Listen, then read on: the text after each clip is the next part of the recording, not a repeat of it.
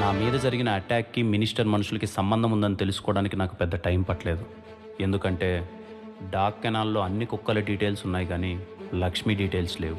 ఒక పక్క వాళ్ళ నుంచి తప్పించుకొని తిరుగుతూనే తప్పించుకున్న కిల్లర్ని పట్టుకోవాలి. వాడు అని కారు అన్ని డీటెయిల్స్ ఫేక్. యాన్ నుంచి మొదలు పెట్టాలో అర్థం కాలే. అన్ని దారులు మోసుకుపోయినట్టు అనిపించింది. అప్పుడెప్పుడో ఒక పుస్తకంలో ఒక మాట చదివినట్టు గుర్తు సార్, పెద్ద పెద్ద విషయాలు ఎప్పుడూ చాలా చిన్నగా విడిపోతాయంట. అలాంటిదే ఆ రోజు జరిగింది. బాబాయ్, నీ బండికి నీకు వనక్కం. దీని మీద పోయేదానికంటే నడిచి 4 సార్లు పోయి రావచ్చు. మార్చవా దీన్ని? ఎట్టమోస్తుండో బాబాయ్? దీన్ని దాన్ని అనమాకు. ఈ బండి నా ప్రాణం. స్టార్ట్ చేసి అవకాశం లేదు కానీ ఉంటే నా కాలే కట్టితో పాటు దాన్ని ఎత్తుకొని పోతా.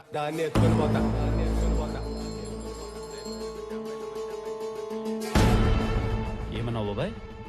నేనేమన్నాను? ఇందాక లాస్ట్లో ఏదో అన్నావు బాబాయ్. అవకాశం లేదు కానీ ఉంటే నా కట్టి కాలేటప్పుడు నాతో పాటు బండిని కూడా ఎత్తుకుపోతా అన్నా.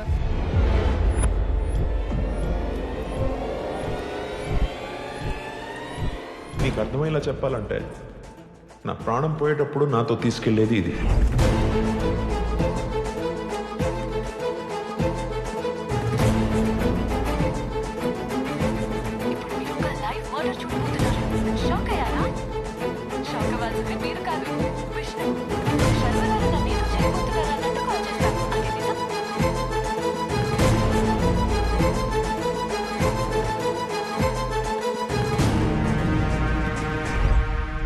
ప్రాణం పోయాక బెల్ట్ తీసుకెళ్ళలేడు. ఆ బెల్ట్ తీసుకెళ్ళాడంటే ప్రాణాలతోనే ఉన్నాడా?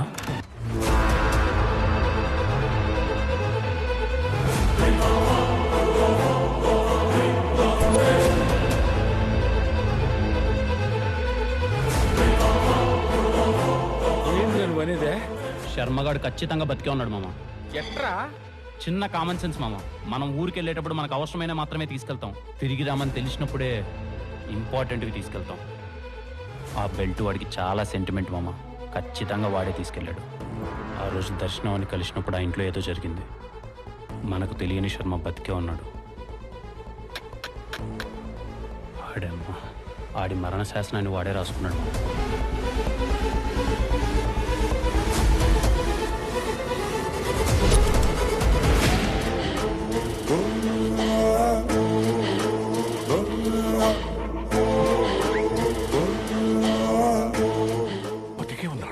బతికే ఉన్నాడు సార్. ఆ ఎలుంగుడు మొహమ్మడు. ఎందుకు చేశాడు? వాడు ఎందుకు చేశాడు అనే దానికంటే వాడు ఎక్కడున్నాడని తెలిసి పట్టుకుంటే దర్శనాన్ని బయటికి తీసుకురావచ్చు అనిపించింది సార్. దానికోసం చాలా ప్రయత్నించాను. రీపోస్ట్ మార్టం చేయమని ఎస్ఐ దగ్గరికి వెళ్తే ఆడికో మెసేజ్, కంప్లైంట్ తీసుకోండి అని రైటర్ దగ్గరికి వెళ్తే ఆడికి ఒక మెసేజ్, డాక్టర్ని కలుద్దామని హాస్పిటల్కి వెళ్తే ఆడికి ఒక మెసేజ్. ఇలా ఎక్కడికి పోతే అక్కడికి ఒక మెసేజ్ సార్. ఏంటా మెసేజ్? Google Pay sir. ఓ, ఒకప్పుడు మనిషిని కొనడానికి కొంచెం టైం పట్టేది సార్. ఈ ఆన్లైన్ పేమెంట్ వచ్చిన తర్వాత చాలా ఈజీ అయిపోయింది సార్. మనిషిని కొనడం తప్పు కాదు సార్, అమ్ముడుకు పోవడమే తప్పు. ఏం చేద్దాం సార్, వెనకడికో సామెత ఉందిగా, కర్ర ఉన్నోడితే బర్రె అని. ఈ కేసుని అన్ని వైపుల నుంచి క్లోజ్ చేశారు. ఏమీ దిక్కుదోచని పరిస్థితి. ఏం చేద్దామని ఆలోచిస్తున్నప్పుడు చిన్నప్పుడు మా తాత చెప్పిన మాట గుర్తొచ్చింది సార్. తాత, అందరూ అంటుండారు మా అమ్మ నాన్న చెడ్డోళ్ళని, మరి మంచోళ్ళు ఎవరు?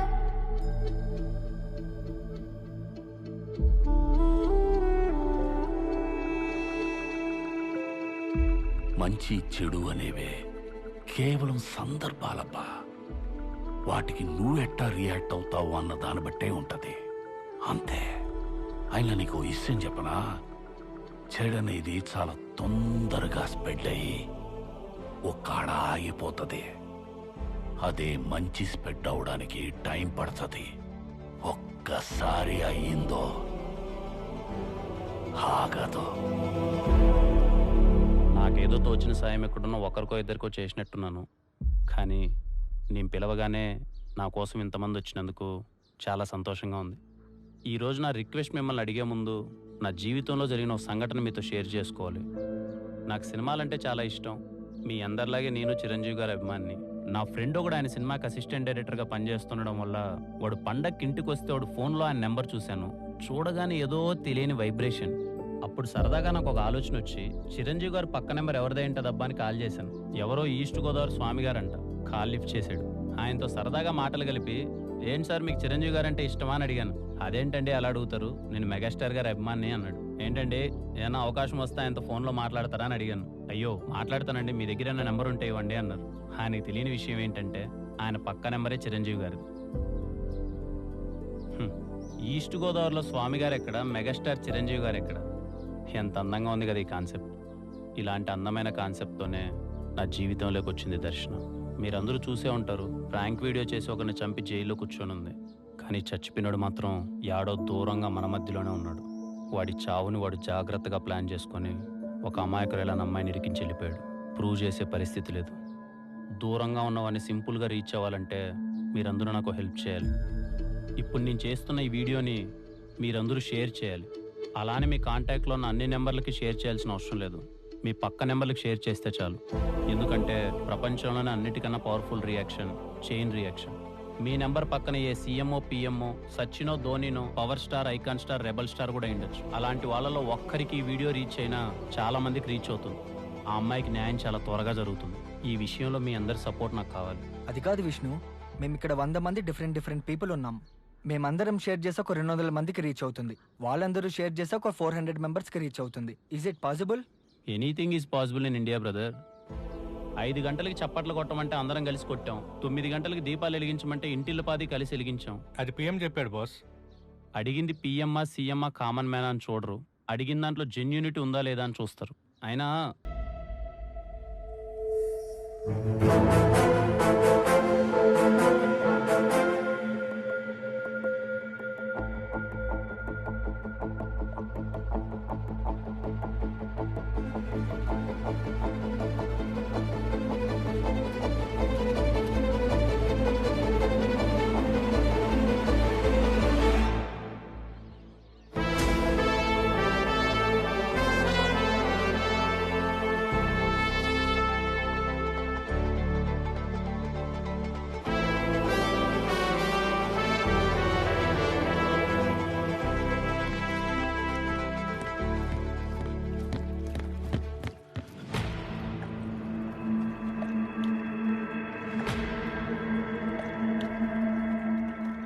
చూసించాలే కానీ నువ్వెక్కడికి తప్పించుకోలేవు.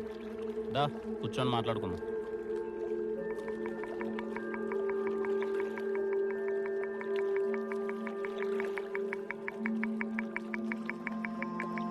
మిమ్మల్ని చూస్తే నవ్వాలో కోప్పడాలో కూడా అర్థం కావట్లేదు శర్మ గారు. మీ వాటను చూస్తుంటే బాగానే ఉన్నట్టున్నారు. దేశం మారినా మీ వేషం మాత్రం పెద్దగా మారలా. సర్లే, మీతో నాకు మాట్లాడేందుకులే కానీ ఎందుకు చేసావు చెప్పు. మిమ్మల్ని అడిగేది ఎందుకు చేశారో చెప్పండి. పోనీ చెప్పనంటారా? అదైనా చెప్పండి. ఎలాగో ప్రపంచం దృష్టిలో మీరు చచ్చిపోయారు. ఇప్పుడే దాన్ని నిజం చేసి ఇక్కడి నుంచి వెళ్ళిపోతాం.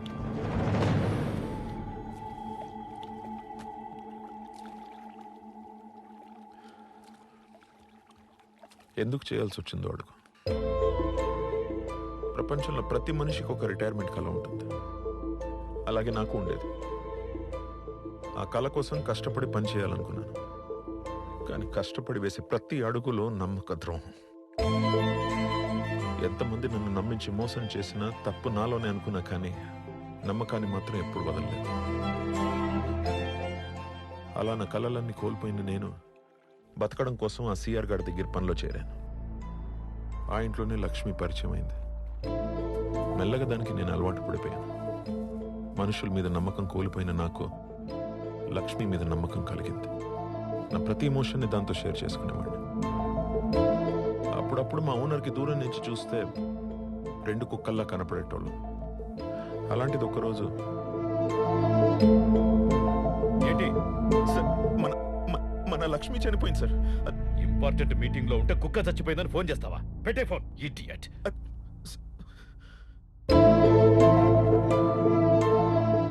నమ్మకంగా బ్రతికే కుక్క లైఫ్ టైం 8 years అయితే నమ్మకంగా బతికిన నా లైఫ్ టైం ఎంత? నెక్స్ట్ డే ఇంటికి అలాంటి కుక్కే ఇంకోటి వచ్చింది. దానికి లక్ష్మి అనే పేరు పెట్టినారు. రేపు నా ప్లేస్లో ఇంకొకడు వస్తాడు. శర్మ కాకపోతే వర్మ. ఏమిచ్చింది నమ్మకం?